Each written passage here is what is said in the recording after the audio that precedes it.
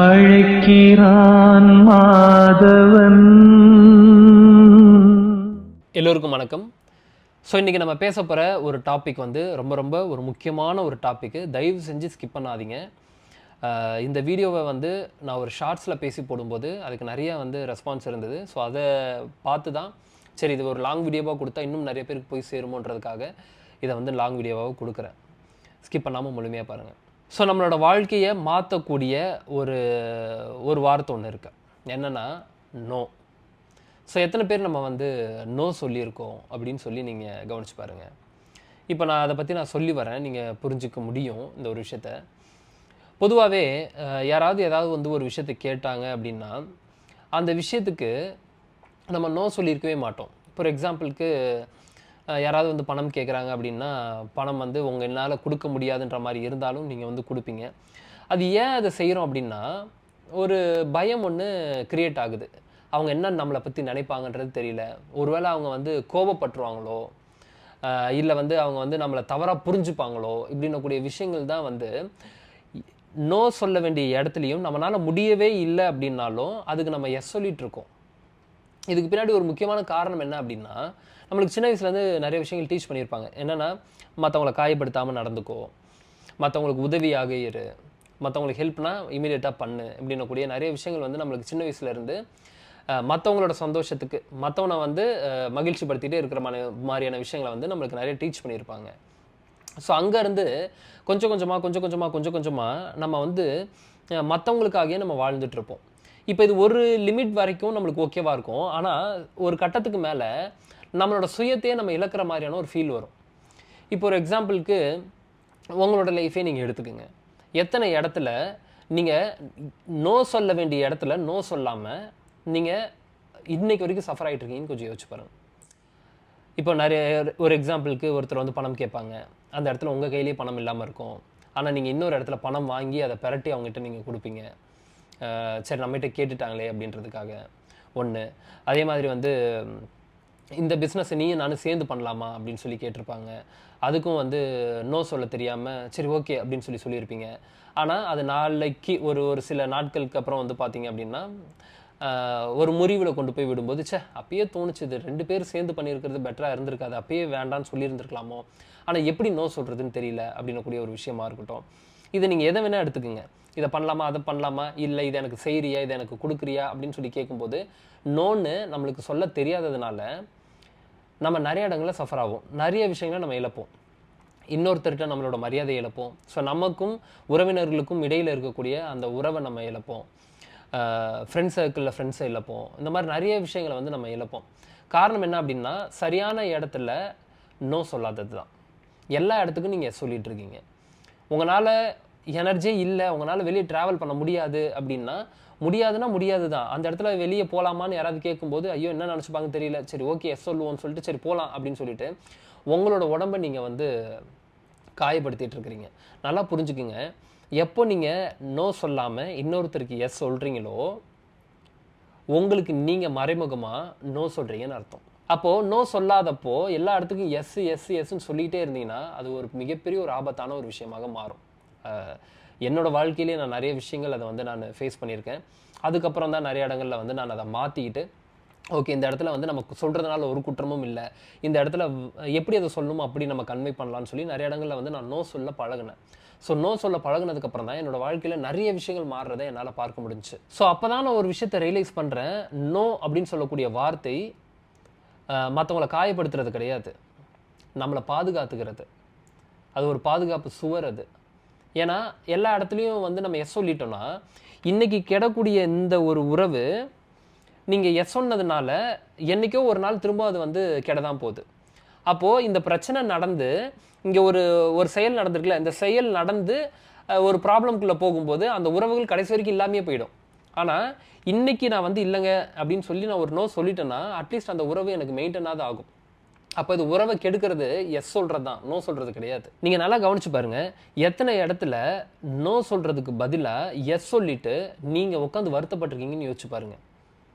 நிறைய இடங்களில் நீங்கள் வருத்தப்பட்டிருப்பீங்க. இமீடியட்டாக ஒருத்தன் வெளியே கூப்பிடுவா, ஐயோ நம்ம அந்த டைமில் டைமே ஸ்பெண்ட் பண்ண முடியாத மாதிரி இருக்கும், ஏதோ ஒரு காரணத்துக்காக நம்ம நேரத்தை வேறு ஒரு இடத்துல நம்ம நேரத்தை ஒதுக்கி வச்சுருப்போம். அந்த டைமில் இவங்க கூப்பிட்டாங்கன்றதுக்காக நோ சொல்ல முடியாதுன்றதுனால நம்ம அவங்க கூட போவோம். அப்போ நம்மளோட வேலையில் இருக்கக்கூடிய விஷயங்களை இழப்போம், நம்மளோட நேரத்தை இழக்கிறோம், நம்மளோட சுய மரியாதையை இழக்கிறோம். இப்போ நீங்கள் நோ சொல்கிறதுன்றது உங்களோட சுயமரியாதையை கூட்டும். நீங்கள் நல்லா கவனித்து பார்த்தீங்கன்னா தான் அது புரியும். எல்லா இடங்களையும் நோ சொல்லுங்கன்னு சொல்ல, சில சில முக்கியமான இடங்கள்னு ஒன்று இருக்குது. ஆனால் முக்கியமான இடங்களில் நீங்கள் நோ சொல்லலைன்னா அது உங்களோட சுயமரியாதையை நிச்சயமாக கெடுத்துரும். ஸோ நீங்கள் நல்லா புரிஞ்சுக்குங்க, ஒரு இடத்துல நீங்கள் எஸ் சொல்கிறீங்கன்னா இன்னொரு இடத்துக்கு நோ சொல்கிறீங்கன்னு அர்த்தம். அது என்ன வேணால் நீங்கள் வச்சுங்க. இன்னொருத்தருக்கு எஸ் சொல்லும்போது உங்களுக்கு நீங்களே நோ சொல்கிறீங்க. அப்போது ஒரு காரணத்துக்காக இன்றைக்கி நான் ஆஃபீஸ்க்கு லீவ் போட்டு நான் நேரத்தை ஒதுக்கி ஒன்று பண்ணணும்னு நினைக்கிறேன். ஆனால் அதுக்குள்ளே யாரோ ஒருத்தர் வந்து என்னோடய நேரத்தை கேட்குறாங்க, அவங்களுக்கு நான் கொடுத்துட்டேன். இப்போது என்னோடய நேரம் பாதிக்கப்பட்டதுனால என்னோடய தூக்கம் போச்சு, என்னோடய சேலரி போச்சு, அடுத்து என்னோடய வேலையே போச்சு. அப்படின்னா நமக்கு நம்ம என்ன ரெஸ்பெக்ட் கொடுத்தோங்க? சரி, இப்போ எந்தெந்த இடத்துலலாம் எனக்கு நோ சொல்கிறது தெரியுதுங்க, ஆனால் சொல்கிறதுக்கு தயக்கமாக இருக்குது, நான் எப்படி சொல்கிறதுன்னு தெரியல அப்படின்னா, நோ சொல்கிறதுன்றது வந்து நான் முன்னாடி சொன்ன மாதிரி உங்களோட சுய மரியாதையை கூட்டும். எப்படி சொல்லலாம் அப்படின்னா, பக்குவமாக சொல்லலாம். இல்லை அதெல்லாம் என்னால் வர முடியாது, அதெல்லாம் என்னால் பண்ண முடியாது இப்படின்ற ஒரு ஹார்ஷான வேர்ட்ஸை பயன்படுத்தாமல் கைண்டாக இப்போதைக்கு இது எனக்கு செட் ஆகாதுன்னு நினைக்கிறேன், எனக்கு வேலை இருக்குது, நம்ம வேணால் வீக்கெண்ட்ஸில் அது மாதிரி பிளான் பண்ணலாமா அப்படின்னு கேட்கலாம்.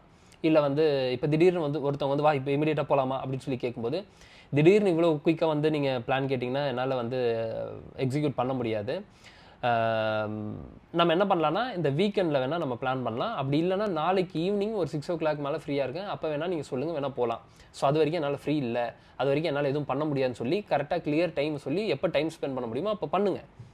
அவங்க கூட பண்ணாதீங்கன்னு சொல்லலை, டைம் ஸ்பெண்ட் பண்ணாதீங்கன்னு சொல்லலை. எப்போ பண்ண முடியுதோ அதுக்கு நீங்கள் டைம் கொடுங்க.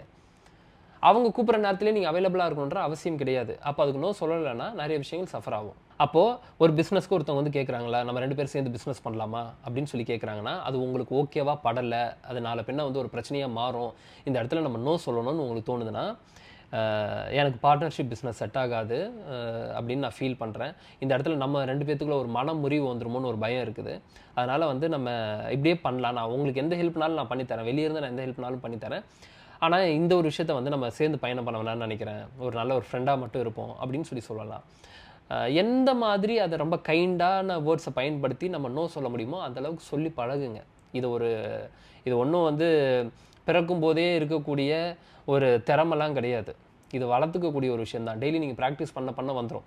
ஃபஸ்ட்டு நோ சொல்கிறதுக்கு பயமாக தான் இருக்கும், நோ சொல்கிறதுக்கு தயக்கம் இருக்கும், ஆனால் சொல்லி பழகுனா தான் ஒரு விஷயத்துலையும் நீங்கள் ரொம்ப தைரியமாக செயல்படுறதை உங்களால் பார்க்க முடியும். நீங்கள் நல்லா கவனிச்சு பார்த்தீங்கன்னா தெரியும், நிறைய இடங்களில் நம்மளே போய் சொல்லுவோம். ஏதாவது இப்போ ஒரு கடைக்கு போகிறோம், வேணுமா அப்படின்னா, இல்லை நான் அதை எப்பயோ வாங்கிட்டேன் அப்படின்னு போய் சொல்லுவீங்க.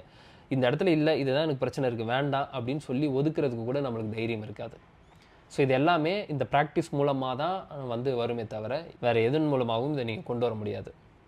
ஸோ நீங்கள் நோ சொல்கிறதுன்றது வந்து உங்களை பாதுகாக்கும், நோ சொல்கிறதுன்றது வந்து உங்களோட மரியாதையை கூட்டும், நோ சொல்கிறது உங்களோட வாழ்க்கையில் எல்லா விஷயத்தையும் எடுத்துகிட்டு வந்து உங்கள் கையில் சேர்க்கும். நீங்கள் ரொம்ப ஒரு ரிலையபிளான ஒரு பர்சனாக, எல்லோரும் மதிக்கக்கூடிய ஒரு பர்சனாக நீங்கள் நிச்சயமாக இருப்பீங்க. ஏன்னா நீங்கள் சரியான இடத்துல சொல்லக்கூடிய நோ உங்களோட வாழ்க்கையை மாற்றக்கூடிய எஸ்ஸாக இருக்கலாம். ஸோ இதுக்கப்புறமா அது நோ சொல்லி பழகுங்க. எந்தெந்த இடத்துலன்றது உங்களுக்கே தெரியும், மீட்ரு தெரியும், எப்படி சொல்லணுன்றது உங்களுக்கு புரியும். ஸோ நீங்கள் வந்து அதை ப்ராக்டிஸ் பண்ணி பாருங்கள். அதுக்கப்புறம் லைஃப் உங்களை அது எப்படி கொண்டு போகுதுன்றதை கவனிங்க. அதுக்கப்புறம் உங்களுக்குள்ளே என்ன மாதிரியான ஒரு விஷயம் க்ரியேட் ஆகுது, நீங்கள் என்ன பீஸ் ஆஃப் மைண்டில் இருக்கீங்க, அது என்ன மாதிரியான பீஸ் ஆஃப் மைண்டை க்ரியேட் பண்ணுது அப்படின்றத நீங்களே பார்ப்பீங்க. ஸோ இந்த ஒரு விஷயத்தை தான் உங்கள்கிட்ட பகிர்ந்துக்கணும்னு சொல்லி ஆசைப்பட்டேன். நோன்றது சாதாரண விஷயமே கிடையாது, ஆனால் நோ சொல்லி பழகிட்டா வேறு லெவலில் இருக்கும். மீண்டும் உங்கள் அனைவரையும் அடுத்த வீடியோவில் சந்திக்கிறேன். நன்றிகள், வணக்கம். ஃபஸ்ட்டு எனக்கு வந்து நான் வந்து 3 மூலிகை வாங்கியிருந்தேன். அப்புறம் திதி தேவதை ஃபோட்டோஸும் வாங்கியிருந்தேன். வாங்கி நேற்று தான் ஆக்சுவலி என் ஹஸ்பண்ட் அதை வியர் பண்ணார். என்னோடய ஹஸ்பண்டோட ஜாதகத்தில் வந்து எப்படின்னா டிகிரி முடிக்கிற இதே கிடையாது அப்படிங்கிற ஒரு இதாக இருந்துச்சு. பட் ஆனால் இப்போ அவர் நேற்றுக்கு அவர் 2 தடவை அட்டென்ட் பண்ணார். 2 தடவை வேறு காலேஜில் போட்டு 2 தடவையுமே சர்டிஃபிகேட்ஸ் கரெக்டாக வராமல் ரொம்ப கஷ்டப்பட்டார். இப்போ ரீசெண்டாக இங்கே ஒரு யூனிவர்சிட்டியில் அப்ளை பண்ணி 2022 அப்ளை பண்ணார். இப்போது அவர் கையில் வந்து டிகிரி நேற்று தான் ரிசல்ட் வந்துச்சு. 4 வருஷத்தை கம்ப்ளீட் பண்ணிட்டாப்புல. ரொம்ப கஷ்டப்பட்டார். இதால் அவர் நிறைய விஷயம் இழந்திருக்காரு, நிறைய அவமானங்களை சந்திச்சிருக்காரு. கரெக்டாக நேற்றுக்கு தான் அவர் அந்த காலையில் அந்த மூலிகையை போட்டுட்டு திதி தேவதை ஃபோட்டோவையும் வீட்டில் ஃபிக்ஸ் பண்ணிவிட்டு பேக்கெட்டில் வச்சுட்டு எடுத்துகிட்டு போனார். நேற்றுக்கு ரிசல்ட் வந்துருச்சு. ஹி கிளியர்டு, எல்லாத்தையுமே கிளியர் பண்ணிட்டாரு. கான்வெகேஷனுக்காக வெயிட் பண்ணிகிட்ருக்கோம் சார். ரொம்ப ரொம்ப தேங்க்ஸ் எங்களுக்கு அதை ரெக்கமெண்ட் பண்ணதுக்கு. தேங்க்யூ.